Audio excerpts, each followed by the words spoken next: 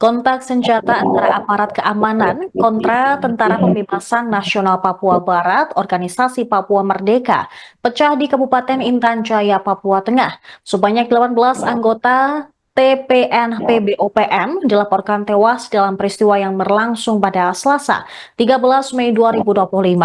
Kemudian pemirsa, untuk mengetahui bagaimana kronologi dari kontak senjata tersebut, kami sudah terhubung dengan jurnalis tribunpapua.com, Marcelinus Labulela, yang akan melaporkan selengkapnya. Silakan rekan Marcel. Baik Sarah dan Tribunas, bahwa kontak tembak antara aparat dan kelompok organisasi Papua Merdeka kembali pecah di Kabupaten Intan Jaya pada Selasa tanggal 13 Mei tahun 2025 lalu. Memang kontak tembak tersebut berlangsung antara jajaran Detasemen 1 Satgas Raja Wali 2 dan Satgas Bionik 500 Citakan dengan kelompok OPM Daniel yang dipimpin oleh Daniel Aibon Kogoya dan Indus Kogoya dan juga Joshua Waker. Kontak tembak terjadi di sekitar Kampung Bambu Kuning, Kampung Sigapa Lama, Kampung Dugu Singa, Kampung Teknenga, dan Kampung Anamba. Memang berdasarkan informasi yang kami peroleh bahwa awalnya aparat melakukan penerbangan drone milik aparat memantau kurang lebih 50 orang diduga OPM berkumpul di Kampung Sigapa Lama.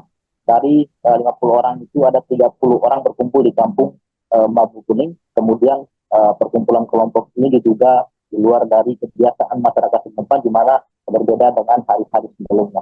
Dari hasil pendalaman aparat ke dalam hal intelijen, diduga mereka berkumpul dalam rangka perencanaan penyerangan heli dan personel pembangunan Tower B3 yang akan berlangsung di perbatasan Beoga dan Jaya.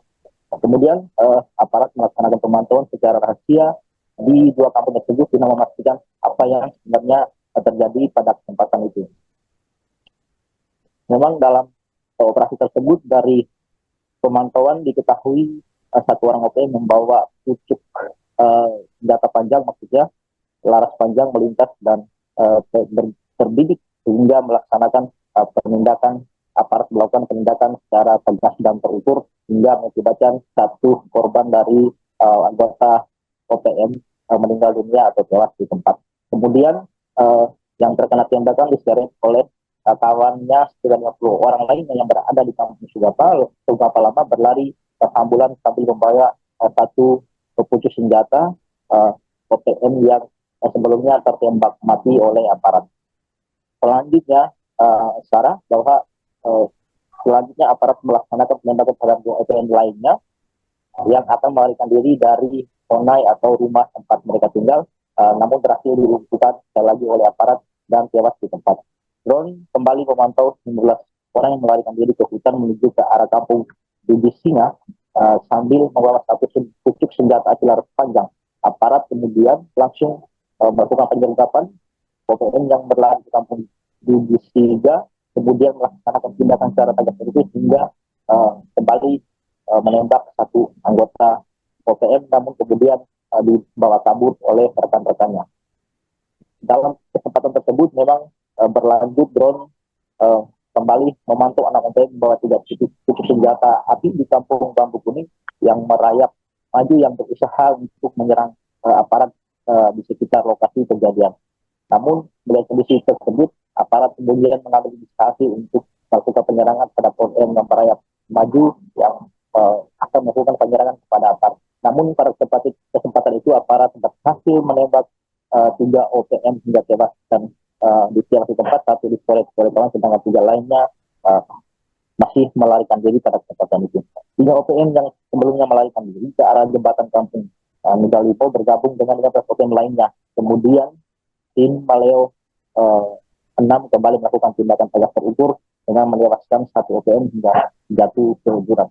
Memang dalam kesempatan itu aparat kemudian kembali melakukan pengepungan di Kampung Sigapa Lama dengan berhasil menembak 9 anggota organisasi Papua Merdeka dan 1 pucuk senjata organisasi satu juga disita aparat pada kesempatan itu. Memang dalam hasil penyergapan diketahui sebanyak 8 OPM tewas tertembak, namun memang identitas para korban ini belum kami ketahui secara pasti dan kami akan terus melakukan upaya pendalaman. Memang dalam banyak jumlah barang bukti yang diamankan itu bendera khas bintang kejora yang sering digunakan oleh anggota organisasi Papua Merdeka. Dalam hal ini Sarah dan bahwa selain kota tembak mengakibatkan 18 OPM yang dikabarkan tewas dunia, dalam kota tembak tersebut diketahui melibatkan satu bocah bernama Minus Joges ini berumur 6 tahun terkena serpihan peluru di telinga bagian kiri. Memang Minus Joges ini sudah kemarin sudah dievakuasi ke RSUD Kabupaten Mimika kemarin hari Rabu tanggal 18 Mei 2025 dengan menggunakan pesawat telepon global transport C20 208B PK FPO mulai dari Bandara Ilorai hingga Kabupaten Jaya menuju Bandara Cilangi. Kini bocah tersebut masih dalam penanganan intensif di rumah sakit umum daerah Kabupaten Mimika. Begitu, Sarah. Baik, rekan Marcel, terkait dengan adanya barang bukti yang disita oleh pihak TNI apa saja? Untuk barang bukti yang disita oleh TNI selain bendera Duta Kejora, ada juga puluhan butir amunisi dan juga 2 pucuk senjata api laras panjang dan juga peralatan lain seperti HT yang digunakan oleh anggota organisasi Papua Merdeka ini untuk melakukan penyerangan terhadap aparat. Baik, mungkin terakhir Marcel, terkait dengan adanya korban warga sipil selain anak kecil tersebut, apakah ada lainnya? Untuk korban warga sipil lainnya untuk saat ini belum diketahui secara pasti, namun dalam hasil atau data yang kami peroleh bahwa untuk saat ini korban masih yang tergabung dalam anggota organisasi Papua Merdeka masih 18 orang yang dikabarkan tewas. Namun untuk korban-korban lain belum diketahui secara pasti. Namun hingga saat ini, Sarah, bahwa aparat masih melakukan siaga 1 guna mengantisipasi terjadinya aksi-aksi susulan di Kabupaten Jaya. Baik, terima kasih rekan Marcelinus Labu Lela, jurnalis Tribun Papua.com atas laporan Anda. Selamat kembali bertugas.